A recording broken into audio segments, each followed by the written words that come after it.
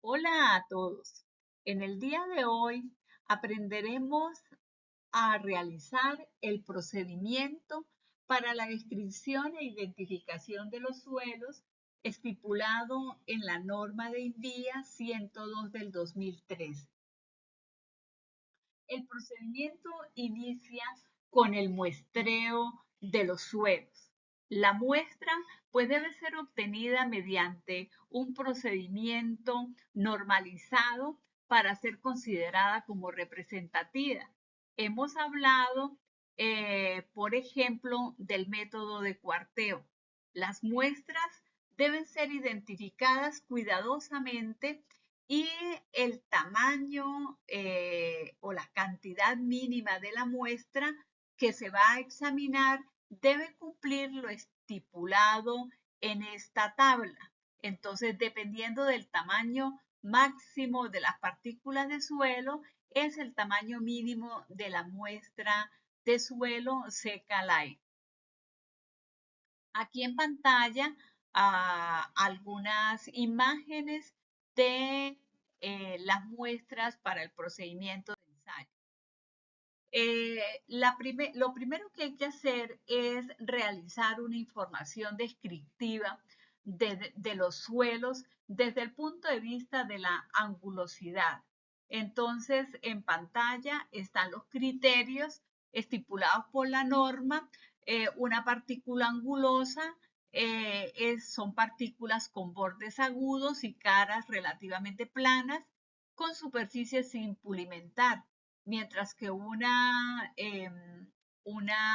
partícula redondeada tiene los lados curvados suavemente y sin bordes. Entonces, en la imagen tenemos partículas redondeadas, subredondeadas, subangulosas y partículas angulosas. Por otro lado, es importante colocar la información acerca del color. El color de la muestra de suelo es una propiedad importante, sobre todo para la identificación de los suelos orgánicos. Entonces, recordemos que los suelos orgánicos son considerados aquellos suelos que tienen un color negro u oscuro, y pues el color puede ser de gran utilidad, además para identificar materiales de origen geológico similares. Entonces debemos identificar el color para las muestras húmedas, y recuerden que cuando esas muestras se encuentren secas, el color va a cambiar, por lo tanto se debe dejar una constancia de esa condición de humedad en el informe de laboratorio. Ahí en pantalla el color de diferentes muestras, y al lado derecho de la pantalla encontramos una descripción de los colores de acuerdo a la ASTM 2487 en cuanto a la coloración que uno puede utilizar como guía. Por otro lado, hay que describir la información con respecto al olor. Entonces, el olor eh, puede ser, es una descripción para identificar los suelos, sobre todo suelos orgánicos. Entonces, recordemos que los suelos orgánicos tienen un olor a material vegetal en putrefacción si se encuentra en estado húmedo, pero si se encuentra en estado seco es necesario calentar la muestra, y al calentar la muestra pues ese olor va a revivir. El olor es también inusual, como en el caso de suelos contaminados con petróleos, con aceites, con algunos químicos, y por lo tanto es importante en la identificación y la descripción colocar este detalle del olor. La humedad hay que describirla. Entonces, el suelo puede estar seco, húmedo o saturado dependiendo del contenido de humedad. Entonces hay unos criterios para poder describir esa humedad. Entonces, si por lo menos el material está seco, pues entonces va a tener una ausencia de humedad y entonces pues va a estar seca al tacto y de pronto con partículas de polvo. Mientras que si está saturada, pues el agua va a ser muy visible en la muestra. Por otro lado, es importante describir la reacción que tiene el suelo con el ácido clorhídrico. Entonces, las reacciones pueden ser desde nula, es decir, que no existe una reacción visible, hasta fuerte, en donde la reacción con este ácido clorhídrico es tan fuerte que se forman burbujas en la muestra de suelo. Otra información importante es la consistencia. Entonces, en los suelos de grano fino es importante describir la consistencia de acuerdo a esta tabla, en donde la escala va desde una consistencia muy blanda, blanda, firme, dura o muy dura, y que depende del criterio de penetración con el dedo pulgar. Entonces, es muy blanda cuando el dedo pulgar penetra en el suelo más de 25 milímetros, pero puede llegar a ser muy dura en el caso de la imagen que tenemos acá, cuando la uña del pulgar no deja huella en la muestra. Entonces, de esa manera podemos describir en un suelo de grano fino esa consistencia. Por otro lado, es importante revisar la cementación del grano grueso, en la cual la cementación puede ir desde débil hasta fuerte en el criterio de desmoronamiento o la manera en que uno pueda romper o desmoronar eh, el suelo simplemente haciéndole una ligera presión con los dedos. Es importante también describir la estructura para los suelos y los suelos pueden tener una estructura homogénea, es decir, que tienen solamente un color y una apariencia igual. Pueden ser lenticular, es decir, puedan tener inclusiones de bolsas de diferentes suelos. Puede ser una estructura en bloques, es decir, es muy peculiar en los suelos cohesivos que se pueden romper en pequeños terrones. Una descripción de la estructura lisa con planos de fractura lisos y algunas veces estriado o fisurada cuando la rotura se presenta según los planos definidos de fractura con poca resistencia a esa fractura, o pueden ser laminados que consisten en capas alternadas de diferente color o de diferente material, o estratificada cuando hay capas alternadas de color o material variable, pero cuyo espesor es menor a 6 milímetros. Por otro lado, es importante identificar la resistencia seca del material. Para determinar la resistencia seca del material, hay que escoger suficiente material para formar una esfera de más o menos 1 pulgada de diámetro, agregándole agua y moldeándola hasta que esta esfera tenga una consistencia de masa. De ese material moldeado se elaboran por lo menos 3 especímenes y para cada ensayo ese espécimen será una esfera de media pulgada de diámetro que pueden ser secadas al aire, al sol o al horno a una temperatura menor a 60 grados. Pero si la muestra contiene terrones naturales secos de un diámetro similar a media pulgada, pues entonces uno no elabora las esferas de material, sino que en vez de esas esferas se usan esos terrones. La resistencia seca consiste en apretar entre los dedos las esferas o los terrones de material y dependiendo del grado de desmoronamiento que tenga esos terrones o esas esferas, podemos clasificar el material con resistencia seca nula hasta muy alta, simplemente tratando de desmoronarlo con una presión considerable de los dedos. En este caso, la resistencia seca de esta muestra que se está examinando es una resistencia alta.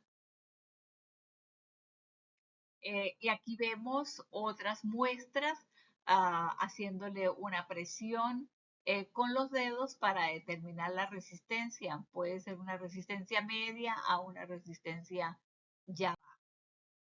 Eh, el otro procedimiento de identificación de suelos de grano fino es la dilatancia. La dilatancia, para identificar la dilatancia, hay que moldear esferas de media pulgada de diámetro, agregándole agua y formando las esferas hasta que esas esferas tengan una consistencia blanda, más no pegajosa. Entonces en la pantalla vemos diferentes tipos de materiales con diferentes coloraciones y la formación de esas esferas para la prueba de dilatancia. Luego, pues esas esferas se aplanan con una espátula o una navaja en la palma de la mano, se agita horizontalmente la muestra contra la mano varias veces y se anota la reacción cuando aparezca el agua en la superficie.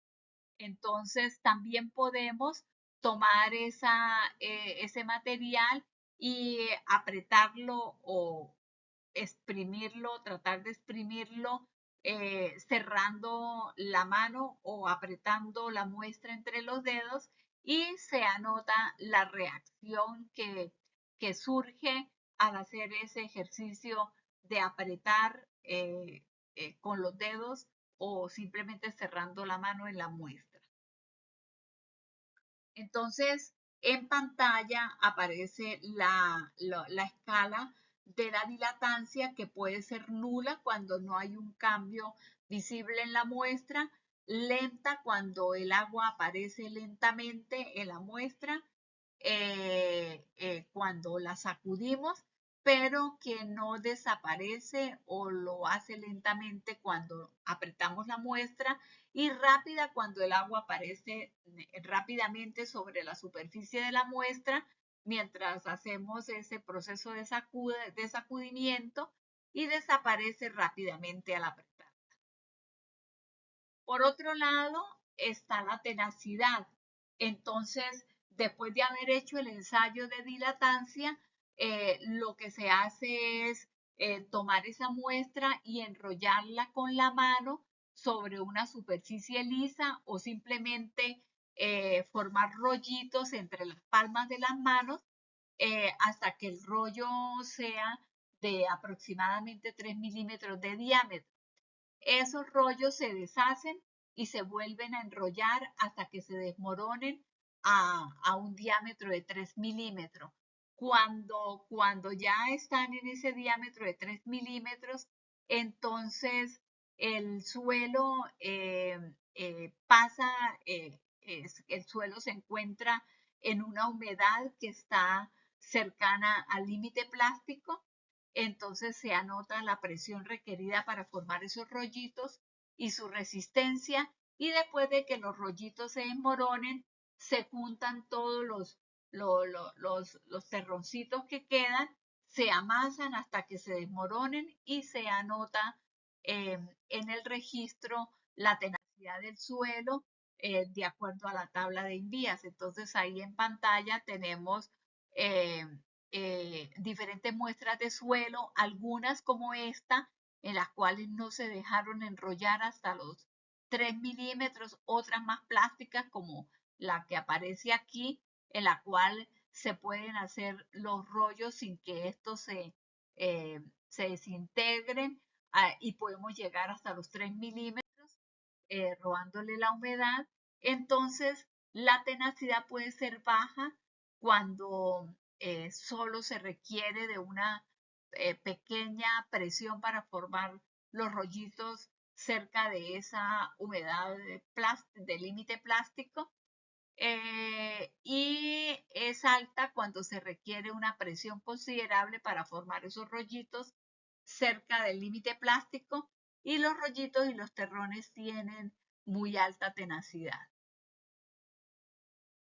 Por otro lado, es importante identificar la plasticidad del suelo. Entonces, esta plasticidad se realiza de acuerdo a las observaciones realizadas en el ensayo de tenacidad y se describen en razón a estos criterios. Entonces, pueden ir desde no plástico, una plasticidad baja, una plasticidad media o una plasticidad alta, en la cual la plasticidad alta, el criterio es que toma un tiempo considerable para formar los rollos y remoldearlos hasta alcanzar la humedad del límite plástico. ¿Por qué? Porque los rollos se hacen y siguen teniendo mucha humedad y se pasan del diámetro de 3 milímetros, por lo tanto hay que volver a enrollar varias veces las muestras hasta que esas muestras, esos rollitos alcancen 3 milímetros y en 3 milímetros se desmoronen o se rompan. Y no plástica cuando no se pueden formar los rollitos de 3 milímetros con ningún contenido de humedad, como en el caso, como en este caso que les acabé de mostrar inicialmente.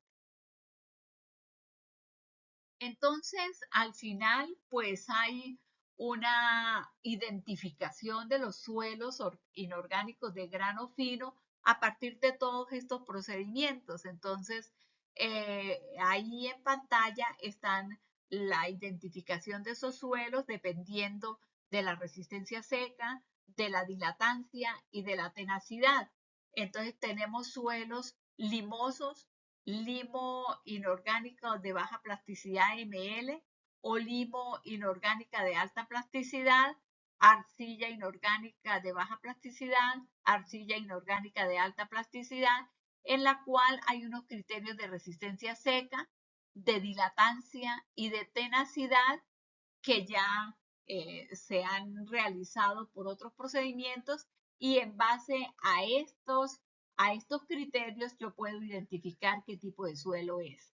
En cuanto a los suelos orgánicos OL u OH, hay algunos de estos criterios como es la dilatancia, cuando la dilatancia es nula, y la tenacidad es esponjosa, es decir, cuando vamos a hacer los rollitos los sentimos esponjosos y el color es negro o oscuro, son criterios suficientes para identificar los suelos orgánicos OL u OH. En cuanto al procedimiento para identificar los suelos de grano grueso, que son aquellos cuyo contenido de fino son menores a 50%, entonces por examen visual y por el tamaño de las partículas uno puede determinar si el material es una grava, ese material es una grava, si el porcentaje de partículas gruesas son mayores a la arena. Es una arena si el porcentaje de grava es menor o igual al porcentaje de arena.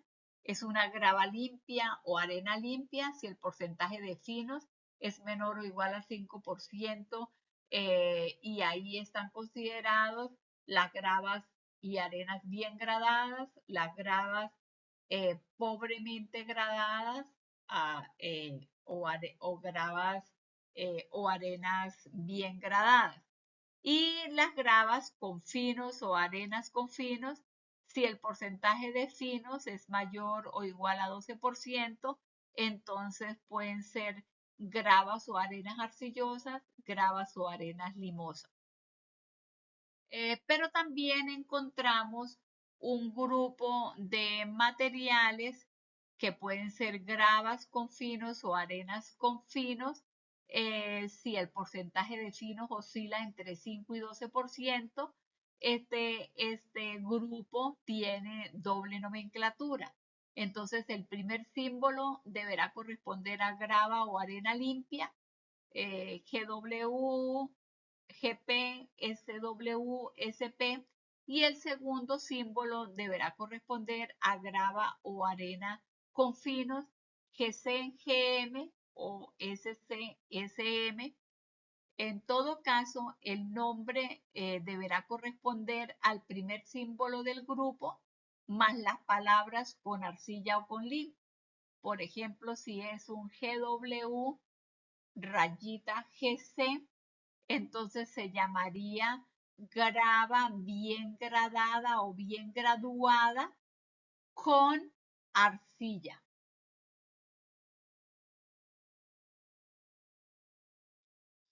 Y esa es, digamos, como el procedimiento estipulado en el día 102 del 2013 para identificar visualmente los suelos. Pero ¿para qué nos sirve esa identificación de los suelos? Pues es un criterio rápido para clasificarlo. Entonces, uno puede clasificarlo de forma rápida, el material como arenoso, gravoso, arcilloso, orgánico, etcétera, basándose en el tamaño, en la textura, en el color, en el olor, en la plasticidad. Pero además de eso, nos sirve para tomar decisiones en campo. Entonces, en las fases iniciales de los estudios geotécnicos, nos permite tomar decisiones inmediatas sobre muestreo, ubicación, ensayos de laboratorio y diseño preliminar de obras. Además de eso, nos permite verificar la uniformidad y homogeneidad del suelo en diferentes estratos de suelos o perfiles estratigráficos. Es un complemento, asimismo es un complemento de varios ensayos o pruebas de laboratorio, que no es que lo sustituya completamente, pero sí es una herramienta de complemento que nos ayuda a interpretar los resultados, ¿sí? Y además, pues también nos permite identificar materiales problemáticos, como es el caso de la detección o identificación de materia orgánica, de expansividad o compresibilidad alta en los materiales, de presencia de sales que podrían afectar la estabilidad de una obra. Espero les haya servido esta explicación sobre la identificación visual de los suelos, la cual considero es bien importante en ingeniería. Si te gustó, no olvides dar like y suscribirte a mi canal Geotecnia a tu alcance con Luzma para aprender más acerca de todo lo que tiene que ver con la geotecnia.